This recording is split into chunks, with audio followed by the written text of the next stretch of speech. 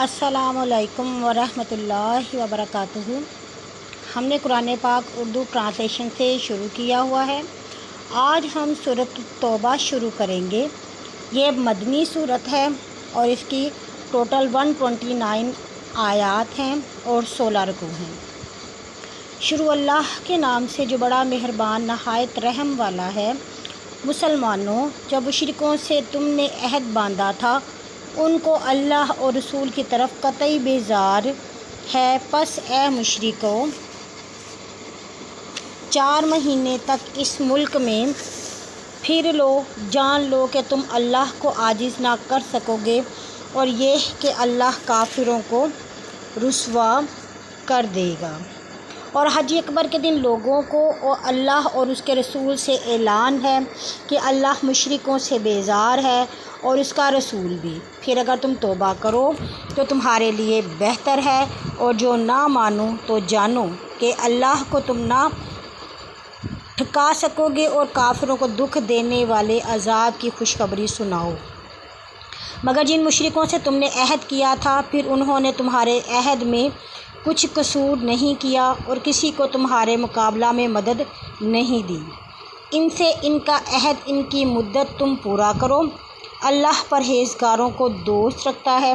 پھر جب حرمت کے مہینے گزر جائیں تو مشرکوں کو جہاں پاؤ قتل کرو اور پکڑو اور گھیرو، اور ہر گھات کی جگہ میں ان کے لیے بیٹھو۔ پھر اگر وہ توبہ کریں اور نماز پڑھیں اور زکوٰۃ دیں تو تم ان کی راہ چھوڑ دو، جہاں چاہیں پھریں، اللہ بخشنے والا مہربان ہے۔ اور اگر مشرکوں میں سے کوئی تجھ سے پناہ مانگے تو اسے پناہ دے، یہاں تک کہ وہ کلام اللہ سے پھرے، اسے اس کی امن کی جگہ پہنچا دیں۔ یہ اس لیے کہ لوگ علم نہیں رکھتے۔ اللہ اور اس کے رسول یا مشرکوں کے لیے کیوں کر عہد ہو سکتا ہے مگر جن سے کہ تم نے حدیبیہ کے دن مسجد حرام کے پاس عہد کیا تھا، سو جب تک وہ تم سے سیدھے رہیں تم ان سے سیدھے رہو۔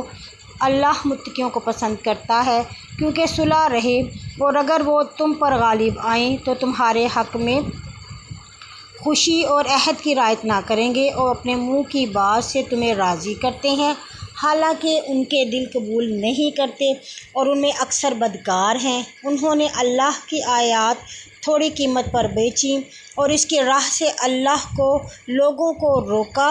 برے کام ہے جو وہ کرتے ہیں، کسی مسلمان کے حق میں خویشی اور عہد کا کچھ لحاظ نہیں کرتے اور وہی زیادتی پر ہیں۔ سو اگر توبہ کریں اور نماز پڑھیں اور زکوٰۃ دیں تو تم دین میں تمہارے بھائی ہیں، اور تم اور وہ دین میں تمہارے بھائی ہیں، اور ہم اہل علم کے لیے پتے کھولتے ہیں، اور وہ اپنے عہد کے بعد اپنی قسمیں توڑیں اور تمہارے دین میں طعنہ زنی کریں تو تم کفر کے اماموں سے لڑو، ان کی قسمیں کچھ نہیں، شاید کہ وہ باز آ جائیں۔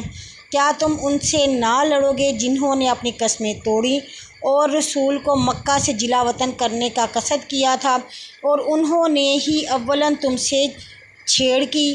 کیا تم ان سے ڈرتے ہو؟ سو اگر تم مسلمان ہو تو اللہ اس کا زیادہ مستحق ہے کہ تم اس سے ڈرو اور ان سے لڑو، اور تمہارے ہاتھ انہیں دکھ پہنچائے گا اور انہیں رسوا کرے گا، اور ان پر تمہیں مدد دے گا، اور مسلمانوں کے دلوں کا ٹھنڈا کرے گا اور ان کے دلوں کا غصہ دور کرے گا، اور جسے چاہے گا اللہ توبہ کی توفیق دے گا، اور اللہ جاننے والا حکمت والا ہے۔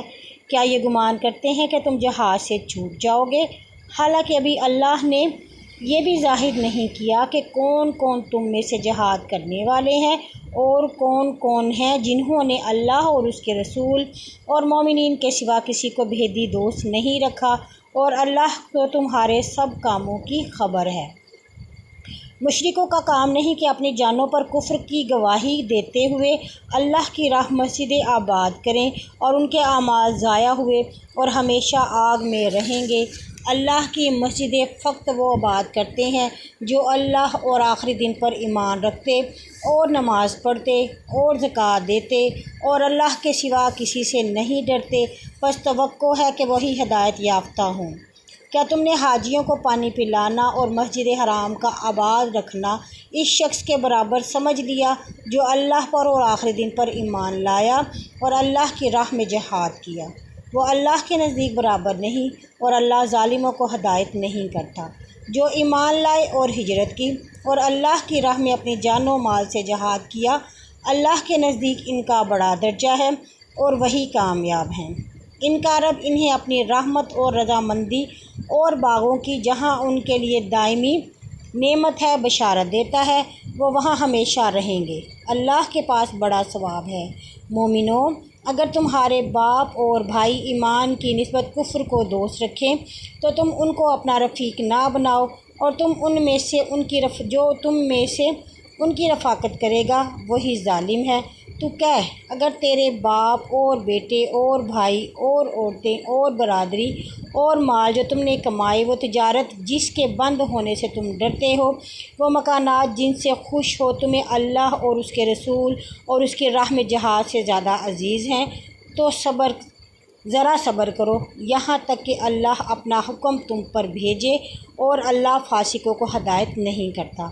بہت جگہوں میں اللہ تم کو مدد دے چکا ہے، اور جنگ حنین کے دن جب تم اپنی کثرت پر اتراتے تھے اور کثرت تمہارے کچھ کام نہ آئی تھی، اور زمین باوجود اپنی فراخی کے تم پر تنگ ہو گئی تھی، پھر تم پشت دے کر بھاگے، پھر اللہ نے اپنے رسول اور مومنین پر اپنی تسکین نازل کی تھی اور ایسی فوجیں بھیجی تھی جو تم نے نہیں دیکھیں، اور کافروں کو عذاب دیا تھا، اور کافروں کا بدلہ یہی تھا۔ پھر اس کے بعد اللہ جس پر چاہے رحم کرے، اور اللہ بخشنے والا مہربان ہے۔ مومنوں، مشرک لوگ پلید ہیں، سو اس سال کے بعد مسجد حرام کے پاس نہ آنے پائیں، اور اگر تم محتاجی سے ڈرو کہ ان کے ساتھ تجارت بند ہوگی تو اللہ اگر چاہے تو اپنے فضل سے تمہیں غنی کر دے گا، اور اللہ جاننے والا اور حکمت والا ہے۔ اہل کتاب میں سے جو لوگ اللہ اور آخری دن پر ایمان نہیں لاتے اور اللہ اور اس کے رسول کی حرام کی ہوئی اشیاء کو حرام نہیں جانتے اور دین حق قبول نہیں کرتے، تو مسلمان ایسوں سے مقابلہ کرو یہاں تک کہ وہ اپنے ہاتھوں سے جزیہ دیں اور ذلیل ہو کر رہیں۔ اور یہود نے کہا عزیر اللہ کا بیٹا ہے، اور نصارہ نے کہا مسیح اللہ کا بیٹا ہے۔ یہ ان کی منہ کی باتیں ہیں، اگلے کافروں کی بات کی ریس کرتے ہیں، انہیں اللہ کی مار کہاں الٹے جاتے ہیں۔